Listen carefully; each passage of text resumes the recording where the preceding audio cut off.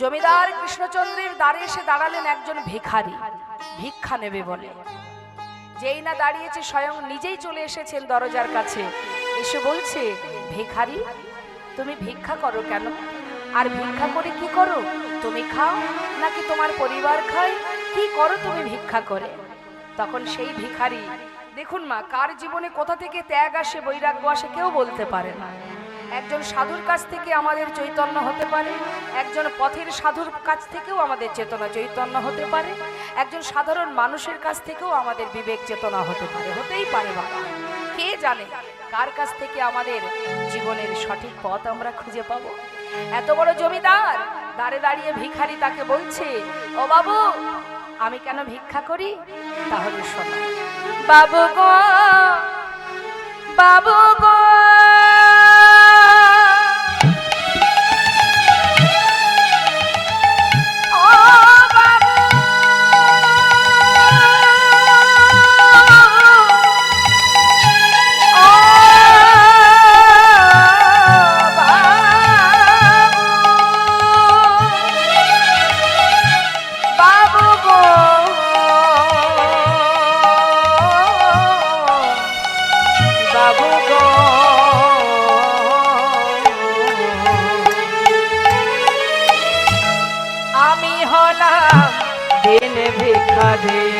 বলে ও গো বাবু আমি হলাম দিন ভিখারি, আমি হলাম দিন ভিখারি। বলে ও গো বাবু আমি হলাম দিন ভিখারি।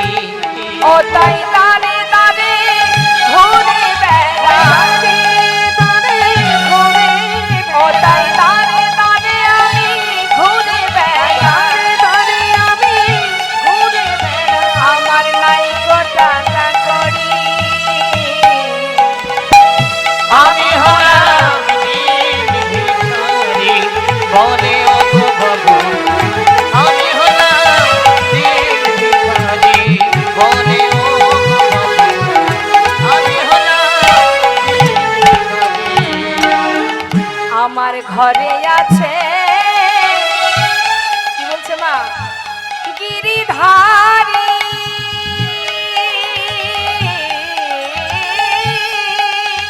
বাবু গো,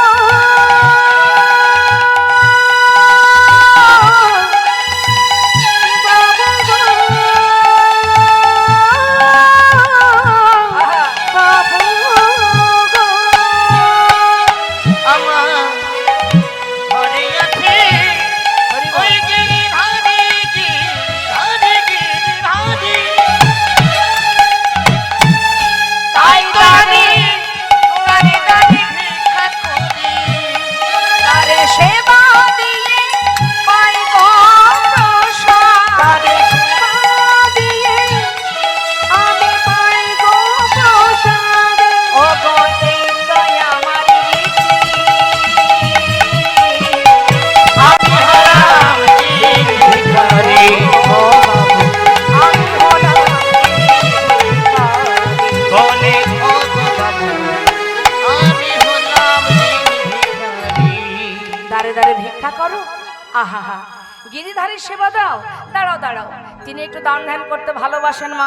দামি দামি রত্ন একটা সুন্দর পুটুলি তৈরি করে অনেক বড় একটা পুটুলি বানিয়েছে, তাতে অনেক মূল্যবান রত্ন দিয়েছে, দিয়ে বলছে, ভিখারি এই নাও, এগুলো তোমাকে আমি দিলাম।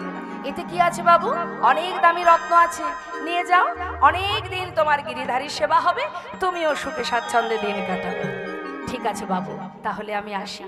এই বলে সেই পুটুলিটা নিয়ে মা যাচ্ছে। দরজায় দাঁড়িয়ে আছেন জমিদার কৃষ্ণচন্দ্র। বেশ কিছুটা দূরে যাবার পর সেটাকে দূরে একটা জঙ্গলের মধ্যে ছুঁড়ে ফেলে দিয়েছে। আর যেই না ফেলে দিয়েছে, এদিক থেকে কৃষ্ণচন্দ্র চিৎকার করে উঠেছে, ভিখারি এত বড় স্পর্ধা তোমার, যা কিছু দিয়েছি তোমায়, এত দামি দামি মূল্যবান রত্ন দিলাম তোমার, তোমার ভালোর জন্য, আর তুমি সেগুলোকে ফেলে দিলে? কেন করলে এমন কাজ? করজোড়ে বলে উঠলেন, বাবু আমাকে ক্ষমা করে দিন, আপনার দেওয়া মূল্যবান সম্পদ আমি তো মাথায় করে নিয়ে আসছিলাম, কিন্তু বাবু পথে আসবার সময় হঠাৎ কে যেন আমায় বলল, কোথায় যাচ্ছিস এত দামি দামি সম্পদ নিয়ে? জমিদারের মতো ধনী হতে চাস? সুখে স্বাচ্ছন্দ্যে দিন কাটাতে চাস? চাইতে হবে না, তুই যদি চাস আমি তোকে দিয়ে দেব। ফেলে দে, আমি তোকে দিয়ে দেব। ভক্ত, কিন্তু একটা কথা মনে রাখ, আজ আমি তোকে সমস্ত সুখ সমস্ত সম্পদ দেব, কিন্তু আমি তোর থেকে দূরে সরে যাব। হরে, আজ কোনোদিন তো আমি আজ পর্যন্ত কোনোদিন আমি তোকে বলিনি আমার জন্য ননি মাখন ক্ষীর সর রাজভোগ এনে দে। তুই যেমন করে ভিক্ষা করে নিজে সেবা করিস, আমাকে সেবা দিস, আমি তো তাতেই খুশি। কি দরকার? এই মোহের মধ্যে যদি একবার ডুবে যাস, এই মোহের মধ্যে ডুবে গেলে, এই বিষয় সম্পদের মধ্যে ডুবে গেলে দিনে দিনে গোবিন্দ ভজন ভুলে যাবি তুই। আয় আমার কাছে আয়, কিচ্ছু চাই না। যদি কিছুই না পাস, একটা তুলসী পাতা নিবেদন করিস, আমি তাতেই খুশি। আয় ভিখারি আয় রে ফিরে, ভুলে যাস না মহাভরে। আয় ভিখারি আয় রে ফিরে, ভুলে যাস না তুই আই ভিখারি, আই ভিখারি, আই রে ফিরে, ভুলে যাস না মহাভরে। তোর গোবিন্দ সেবার বেলা বয়ে যা, ওই গোবিন্দ সেবার বেলা বয়ে যা, তোর গোবিন্দ সেবার বেলা বয়ে যা, গোবিন্দের সেবার বেলা বয়ে যা। বিদুরের খুদে যেমন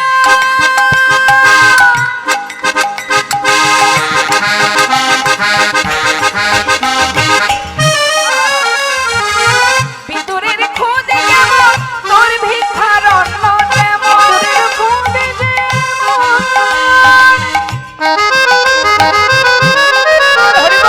তোর ভিক্ষার অন্ন তেমন।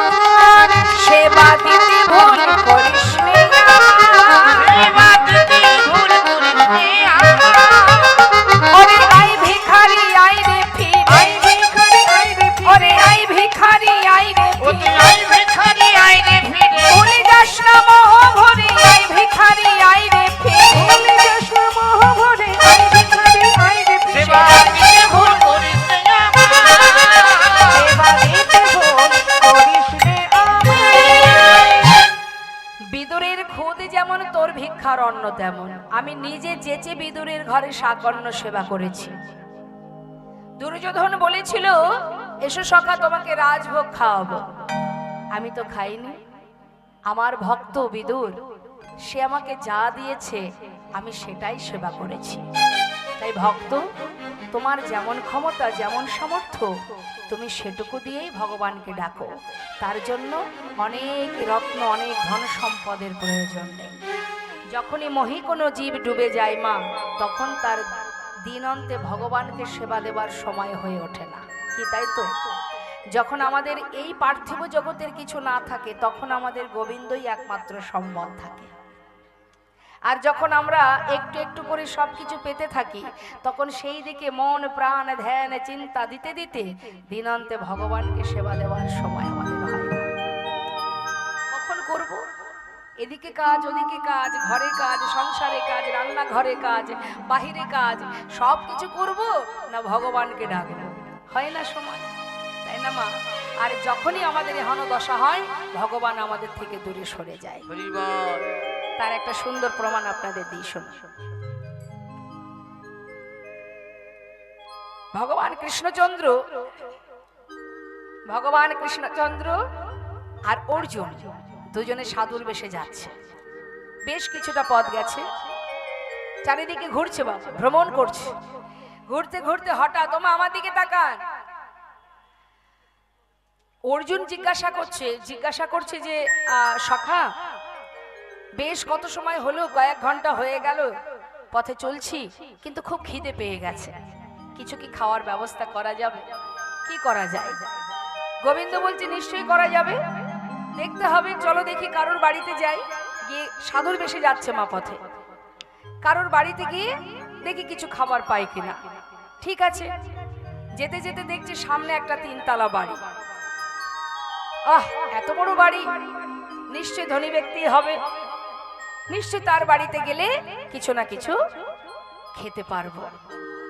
তাহলে চলো সখা, আর দেরি কেন, ওই সামনে দেখা যাচ্ছে একটা বাড়ি, চলো দেখি ওখান থেকে কিছু আমরা খাবার দাবার পাই কিনা। হ্যাঁ চলো। যেই না মা ওই যে সাদের 3 তলা বাড়ি, সেই বাড়ির কাছে গিয়ে, দরজার কাছে গিয়ে চিৎকার করে ডাকছে অর্জুন, কেউ আছো? কেউ কি আছো ভিতরে? যেই না জোরে ডেকেছে মা, এখন বাড়ির যে মালিক, বাড়ির যারা ব্যক্তি, তারা কেউ আসেনি, এসেছে কি কাজের লোক। দরজাটা খুলেছে, হ্যাঁ দরজা খুলে বলছে কি চাই? প্রচন্ড খিদে পেয়েছে, কিছু কি খাবার দাবার হবে, কিছু খাবার পাওয়া যাবে?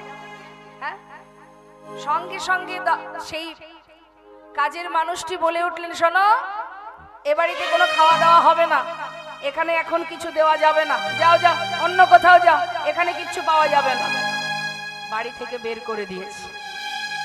ভগবান বাইরে বেরিয়ে বলে উঠলেন যে যত আছে, এখন যা আছে এর যেন দ্বিগুণ হয়। অর্জুনের শুনে রাগ হয়ে গেছে বাবা, যে খেতে দিল না, বসতে দিল না, একটু সম্মান দিল না, তাকে তুমি আশীর্বাদ করলে তার যেন দ্বিগুণ হয়, এটা কি ঠিক করলে তুমি? ও সখা, এমন বিচার তোমার?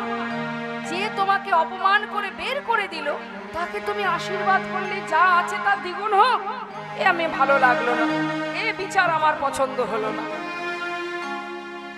ভগবান বলছে ঠিক আছে, অত কথায় কাজ কি, তোমার খিদে পেয়েছে, খাবারের দরকার, চলো এ বাড়িতে হলো না, আর এক বাড়ি যাবো।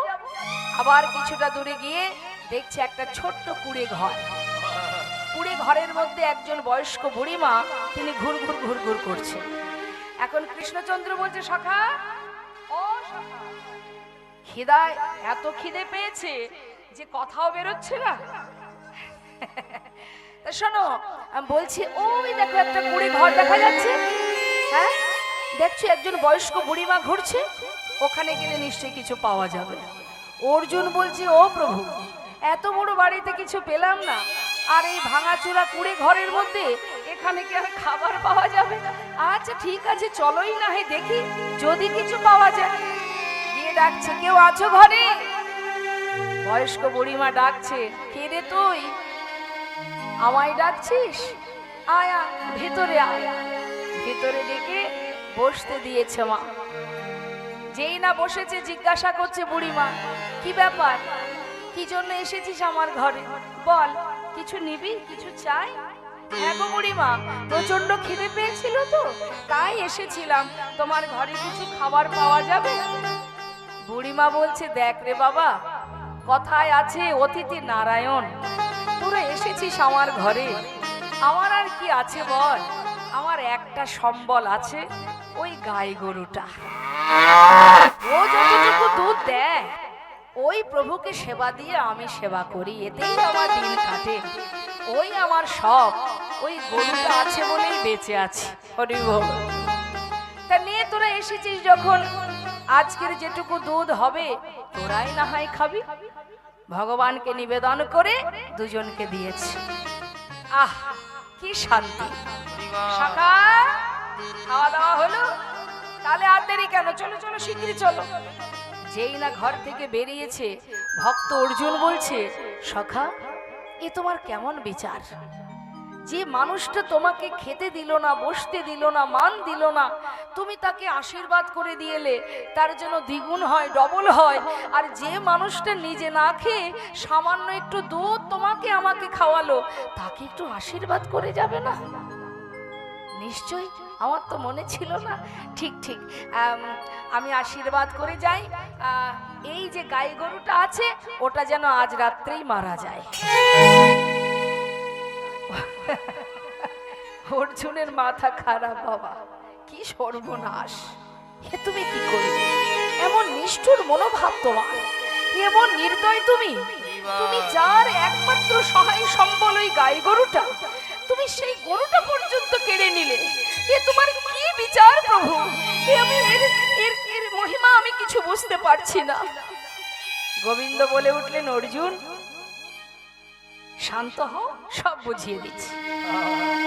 শোনো, যাকে আশীর্বাদ করে এলাম, যা আছে তার দ্বিগুণ হোক, অর্থাৎ বিষয় সম্পদ দ্বিগুণ নয়, ভিতরে যে অহংকার আছে, যে আত্মসুখ আছে, নিজে ভালো থাকবো, নিজে খাবো, নিজে ঘুমাবো, অপরকে দেখবো না, অপরের মান দেব না, অপরের কৃপা সাহায্য করব না, খেতে দেব না, পড়তে দেব না, এই যে আমাদের ভিতরে আত্মসুখ কামনা, শুধু আত্মসুখী সুখী আমরা, এই ভিতরের যত অহংকার হিংসা কালিমা আছে, এগুলো যেন দ্বিগুণ হয়ে যায়। নেতাই গৌর হরি বল।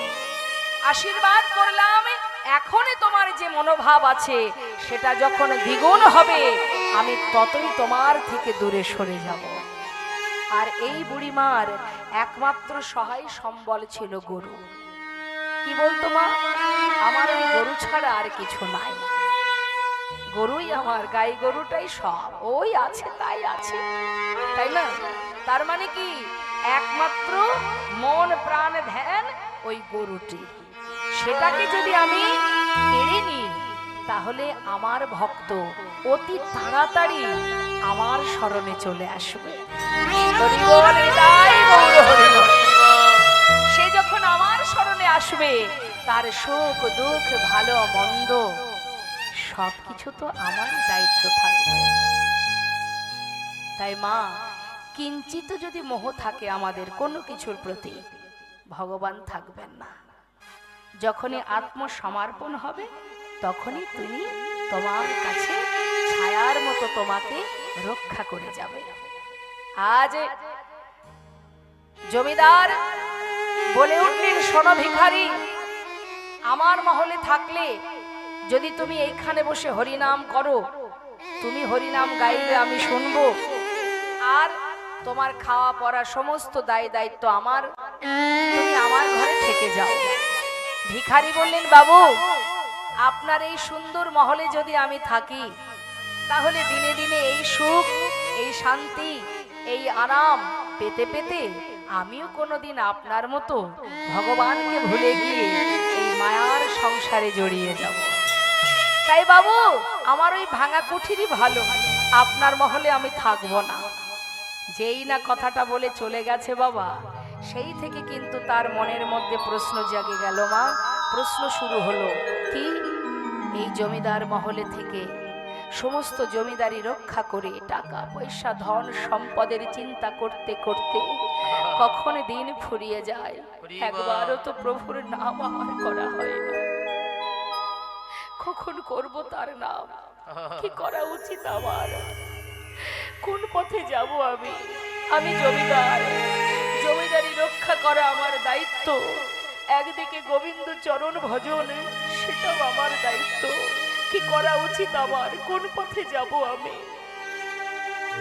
জমিদার কৃষ্ণচন্দ্র, মন তার ভালো নয়, মনে বড় চিন্তা, সর্বদাই শুকনো মানসিকতা, মনের ভিতরে দুঃখ যন্ত্রণা, সর্বদাই কি করব, কি করা উচিত, এই চিন্তায় মগ্ন থাকে।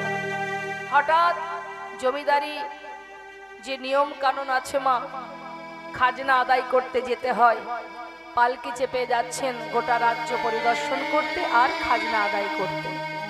সারা দিনের ন্যায় খাজনা আদায় করে বেলি অবসান কালে ফিরছে জমিদার কৃষ্ণচন্দ্র। বেলি অবসান কাল মানে যেটাকে বলা হয় গোধূলি বেলা, মানে দিনের আলো শেষ হয়ে যাবে, আবার সন্ধ্যা আসবে, ঠিক সেই মুহূর্তটাকে বলা হয় গোধূলি সময়। ওই গোধূলি বেলাতে ফিরছে, মানে বেলি অবসানে ফিরছে জমিদার কৃষ্ণচন্দ্র। কোথায়?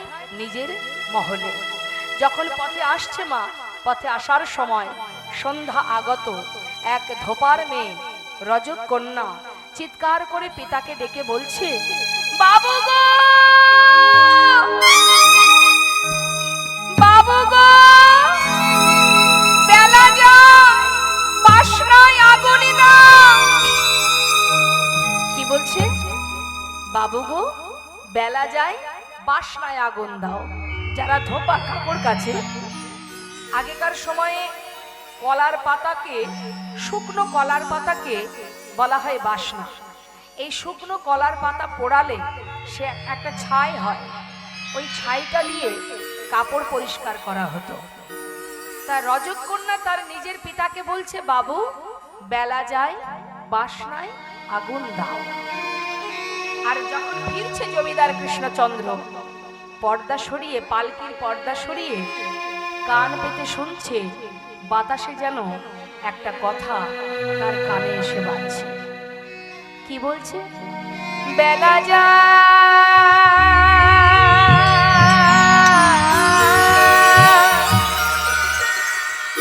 বেলা যায়,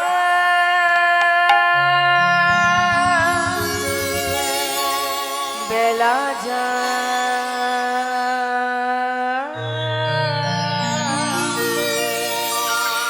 বেলা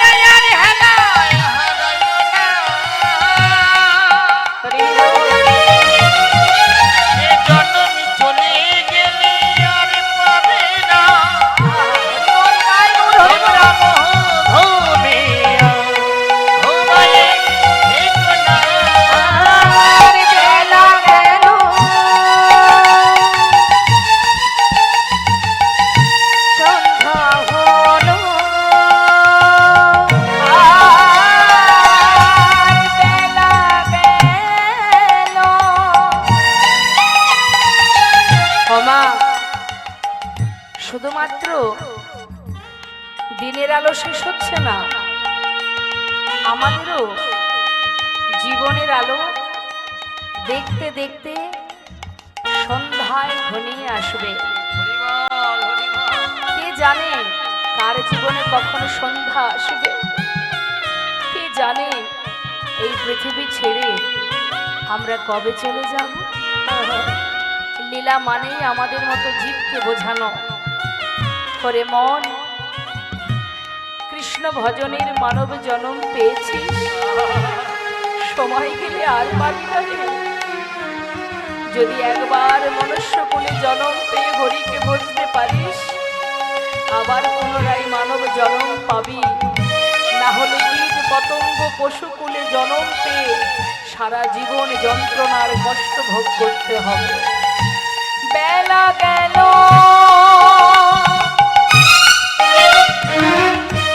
সন্ধ্যা হলো,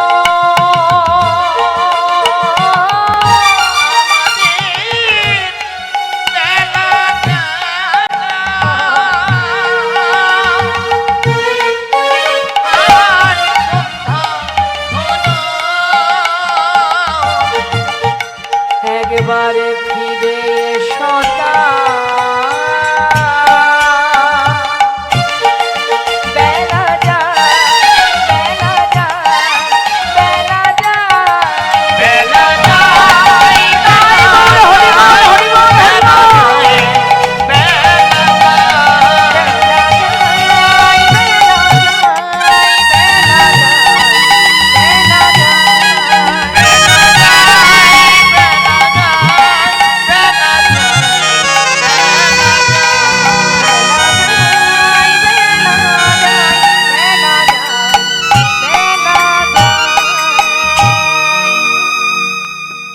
বেয়ারাকে বললেন পালকি থামাও, আমি একটু নিচে নামবো। পালকি নামালেন মা। পালকি থেকে বাহির হয়ে ছুটতে ছুটতে সেই রজক কন্যার কাছে গিয়ে জমিদার কৃষ্ণচন্দ্র দাঁড়ালেন। মা, কি বললি তুই? ভয়ে ভীত হয়ে কাঁপছে সেই রজক কন্যা। সামনে জমিদার বাবুকে দেখে থরহরি কাঁপছে। বাবু, আপনাকে আমি কিছু বলিনি, আমার পিতাকে বলেছি বেলা যায় বাসনায় আগুন দাও। মানে আমি যে অন্য কিছু শুনেছি।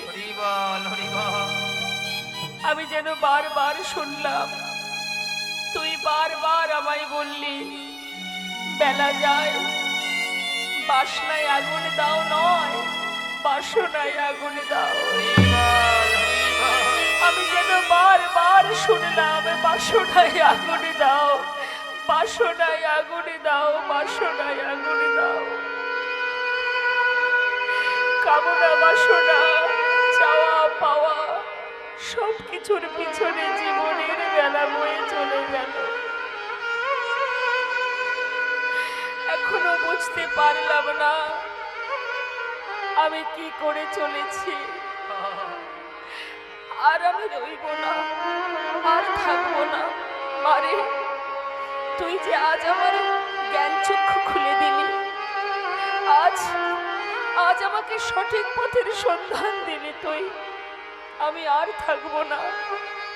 জানি না কতটুকু সময় আছে, আর কিনা তার চরণ পাবো কিনা। মা, আমি আসি। ছুটতে ছুটতে নিজের মহলে ফিরে গিয়ে নিজের পালিতা কন্যাকে বলছি, কন্যা, আমাকে একটু সারা গায়ে কৃষ্ণ নাম লিখে দেবে। বাবা, কি হয়েছে তোমার? এমন পাগলের মতো করছো কেন? মা, যা কিছু এতদিন করেছি সবই আমি তোদের কাছে রেখে গেলাম। তোরা ভালো থাকিস, সুখে থাকিস। এবার এবার আমাকে বিদায় দে মা, আমি আমার ঘরে ফিরে যাই। বাবা, এমন কথা তো তুমি কোনোদিন বলোনি, আজ হঠাৎ কি হলো তোমার? জানিস মা,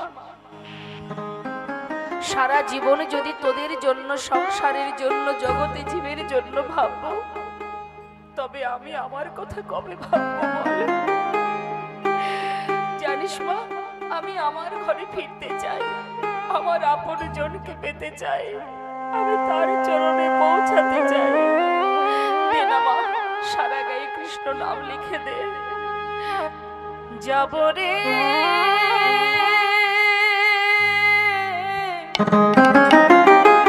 যাব আমি কৃষ্ণ ভজনে, যাব আমি মধুর বৃন্দাবনে। ওই না যাব আমি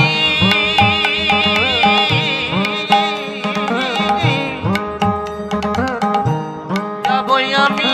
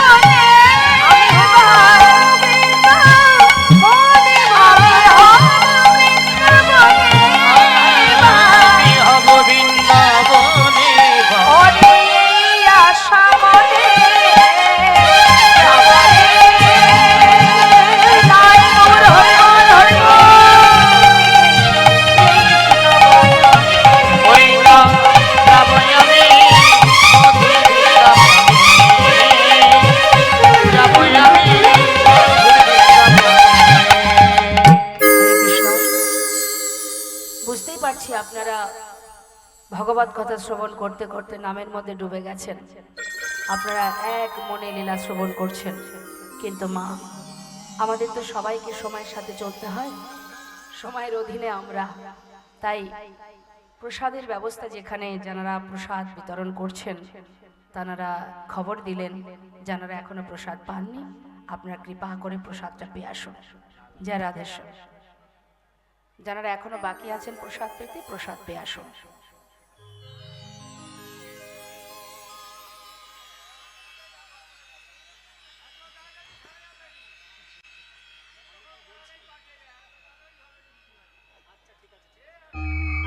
আপনার সঙ্গে পরে কথা হবে, হ্যাঁ?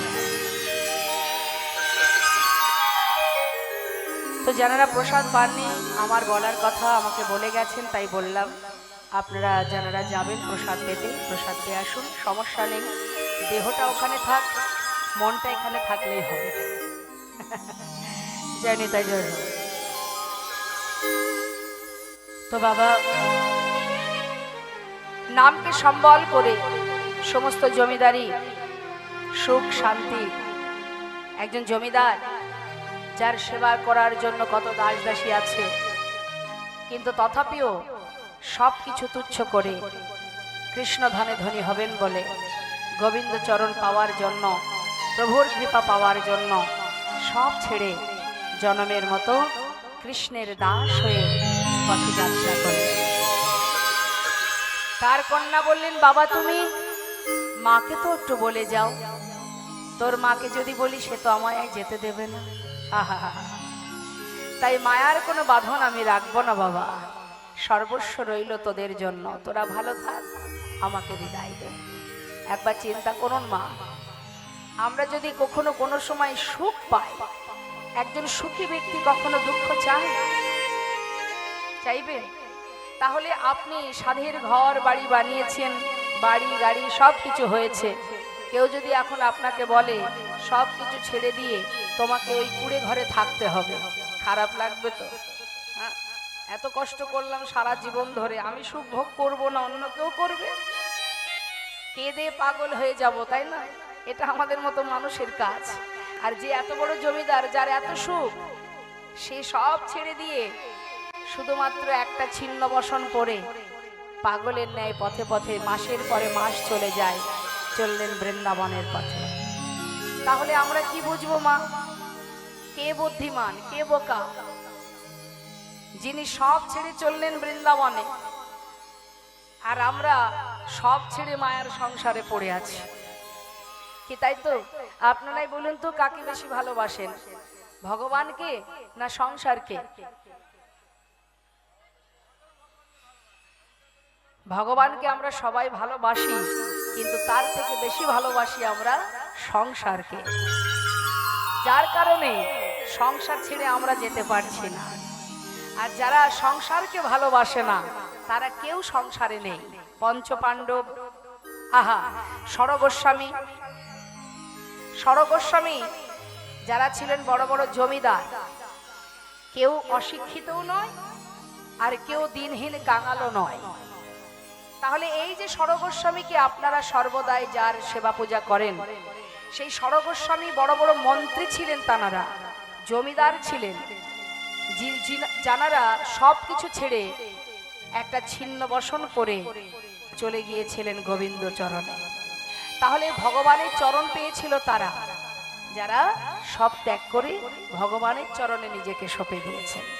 হরিদাস ঠাকুর সব ফেলে, নামাচার্য ছিল ঠাকুর হরিদাস, নামকে সম্বল করে কোনো কিছুর ভয় না করে দিনের পর দিন কত আঘাত কত যন্ত্রণা সহ্য করেও সে কিন্তু প্রভুকে ভোলেনি। অবশেষে ভগবান নিজে সেই ভক্তের শ্রাদ্ধ ক্রিয়া করেছিলেন নিজে পুত্র সেজে। তাহলে বাবা, লীলা কথা আমাদের এই জন্যই শুনতে হবে, নিজেকে জিজ্ঞাসা করতে হবে, সত্যি কি আমি ভক্ত হতে পেরেছি? সত্যি কি আমি ভগবানকে ভালোবাসতে পেরেছি? এটা কখন বুঝবো? যখন ভক্তের জীবনী আমরা জানতে পারবো।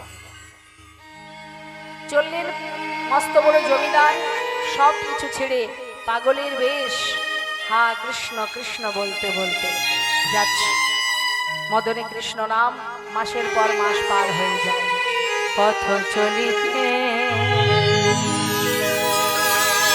আর বলিতে, পথ চলিতে আর বলিতে, পথ চলিতে আর বলিতে, পথ চলিতে আর বলিতে, তোমরা লহ লহ কৃষ্ণ নাম, মধুর নাম, হরি নাম,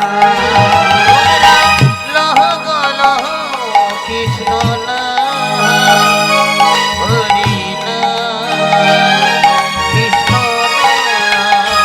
তোমরা লহ লহ কৃষ্ণ নাম, হরি নাম, মধুর নাম, তোমরা লহ গো লহ কৃষ্ণ নাম, হরি নাম, কৃষ্ণ নাম। পথ চলিতে আর বলিতে, পথ চলিতে আর বলিতে, সন্মুখী অধরাত্রি হয়েছি পথযাত্রী।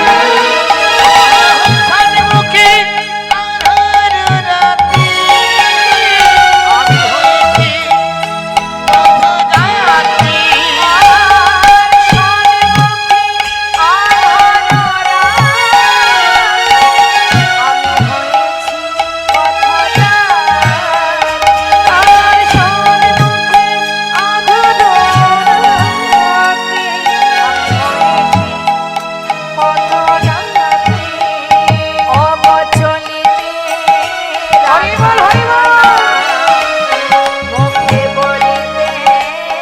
কৃষ্ণ নাম এই পথ চলিতে রাধার নাম, কথা বলিতে কৃষ্ণ নাম।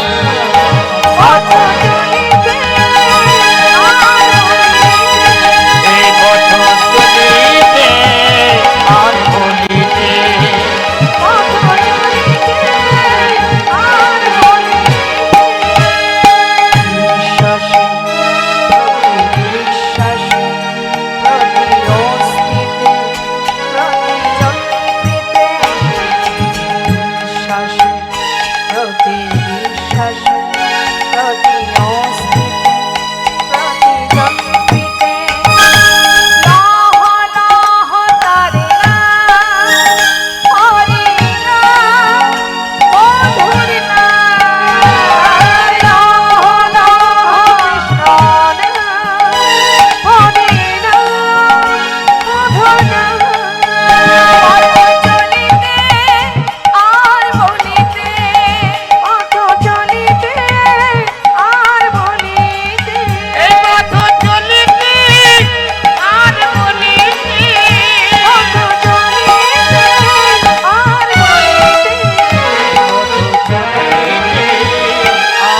বলিতে।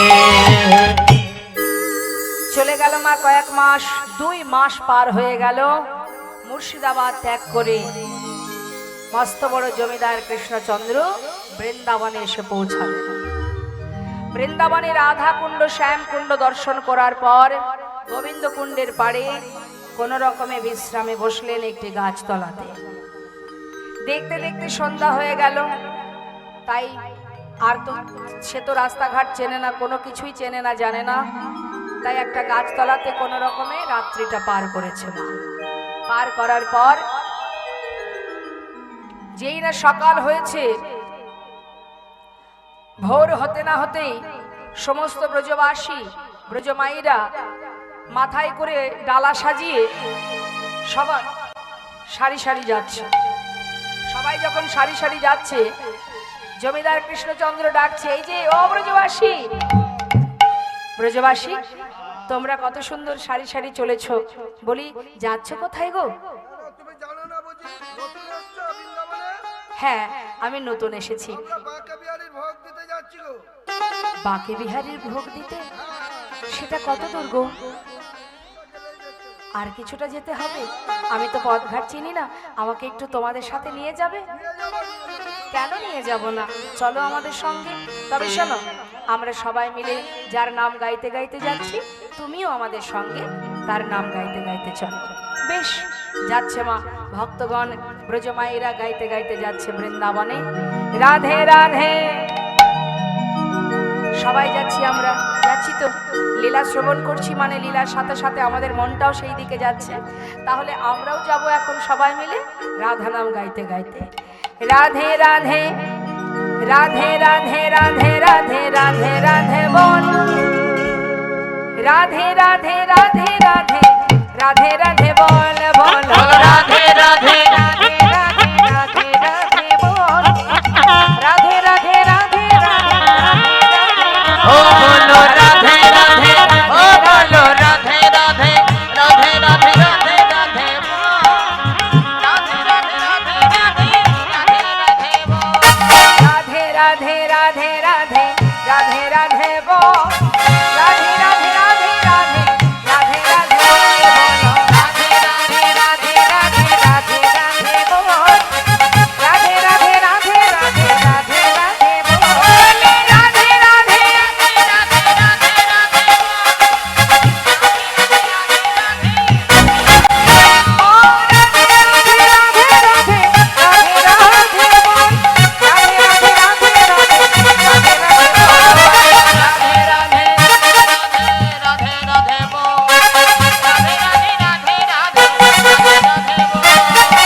পিছনে কে যাচ্ছে মা? আপনারাই বলুন কে যাচ্ছে পিছনে? কৃষ্ণচন্দ্র, তিনি পাঁচু পাঁচু যাচ্ছে। আর কি বলছে? কৃষ্ণ কৃষ্ণ, আহা কৃষ্ণ কৃষ্ণ কৃষ্ণ কৃষ্ণ কৃষ্ণ কৃষ্ণ বল। কৃষ্ণ কৃষ্ণ কৃষ্ণ কৃষ্ণ কৃষ্ণ কৃষ্ণ বল। বলো কৃষ্ণ কৃষ্ণ, বলো কৃষ্ণ কৃষ্ণ কৃষ্ণ কৃষ্ণ কৃষ্ণ বল। কৃষ্ণ কৃষ্ণ কৃষ্ণ কৃষ্ণ কৃষ্ণ কৃষ্ণ কৃষ্ণ কৃষ্ণ কৃষ্ণ কৃষ্ণ নাম চলবে না, চলবে না? বৃন্দাবনের নাম চলে না গো। কৃষ্ণ নাম বৃন্দাবনে চলে না? যেটা বলছি সেটাই বলতে হবে। কি ওই রাধা নামই বলতে হবে? রাধা নামই বলতে হবে। তা কি করে হয়? তোমরা রাধা নাম করছো, আমি কৃষ্ণ নাম করছি, দুজনের নামই তো হচ্ছে। বৃন্দাবনে চলে না রাধা। দেখো কাণ্ড, যার বৃন্দাবন তার নাম হবে না? বললেন না। এখন জমিদার কৃষ্ণচন্দ্র বললেন তাহলে এক কাজ করা যায়, এই তোমাদের কথাটাও থাক, আমার কথাটাও থাক। মানে আমি বলতে চাইছি দুজনের নাম একসঙ্গে গাইবো। যুগল নাম হবে, যুগল গান, যুগল ভজন। রাধে কৃষ্ণ রাধে কৃষ্ণ রাধে কৃষ্ণ রাধে কৃষ্ণ বল। রাধে কৃষ্ণ রাধে কৃষ্ণ রাধে কৃষ্ণ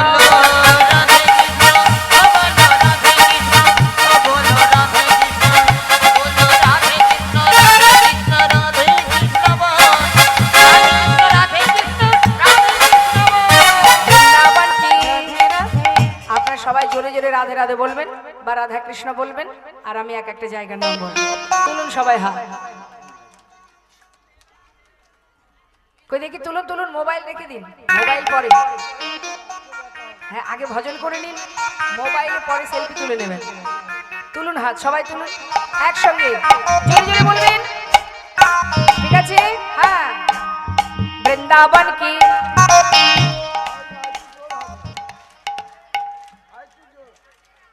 ফিস ফিস করে বললে হবে না। এই যে কিবোর্ডটা বাজে, তো এর সুরটাতে মেলাতে হবে, তো স্কেলে গাইবেন। হ্যাঁ, একটু জোরে জোরে গাইবেন, স্কেলে মিলে যাবে। বৃন্দাবন কি?